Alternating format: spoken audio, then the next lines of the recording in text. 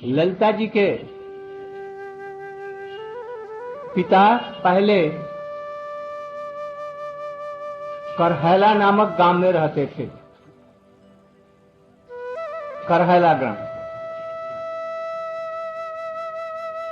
और जब कुछ ललिता जी बड़ी हुई तो उनके पिताजी ऊंचा गांव में आ गए।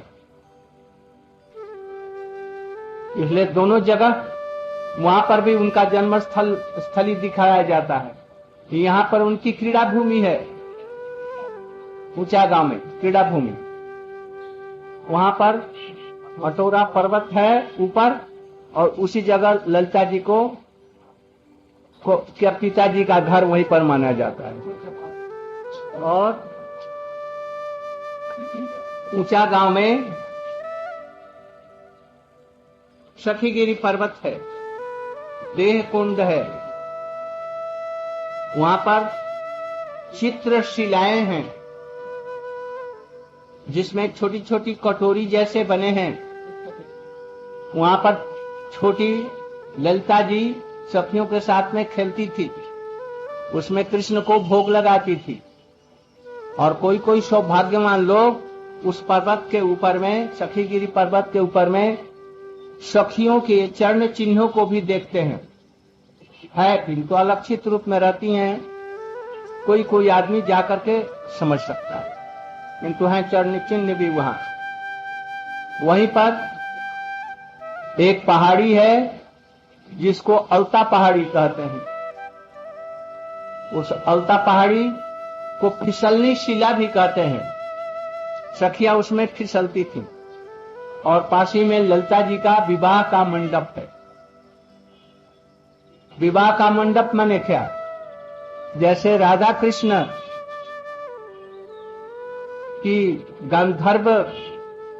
गंधर्व विवाह हुआ था भांडीर वन में, ऐसे ही सखियां खेल रही थी। कृष्ण भी पहुंच गए। कृष्ण भी छोटे और ललिता भी छोटी और सखियां भी छोटी थी।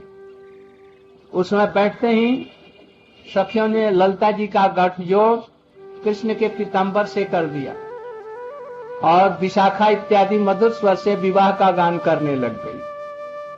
और ललिता जी भागने की चेष्टा करने लगी तो देखा जो गठबंधन भाग नहीं सकी। इस तरह से गांधर्व विवाह हुआ।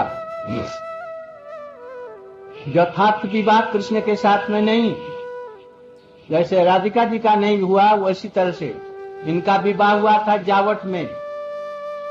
जितनी राधिका जी की सहेलियां हैं अधिकांश की शादी, यहाँ तक कि अनंग मंजरी की भी शादी वहीं पर, वो क्या नाम उसका, जावट में अभिमन्यु के भाई, उसका नाम था दुर्मद के साथ में। और ललिता जी के पति का भी नाम है, मुझे याद नहीं है। नहीं, वो था चंद्रावली का गोवर्धन मल्ल। तो इस तरह से ऊंचा गांव में सखीगिरी पर्वत पर उनका गांधर्व विवाह परस्पर हुआ। और राधा जी की से 27 दिन बड़ी होने पर भी इतना राधा जी के प्रति प्रेम था,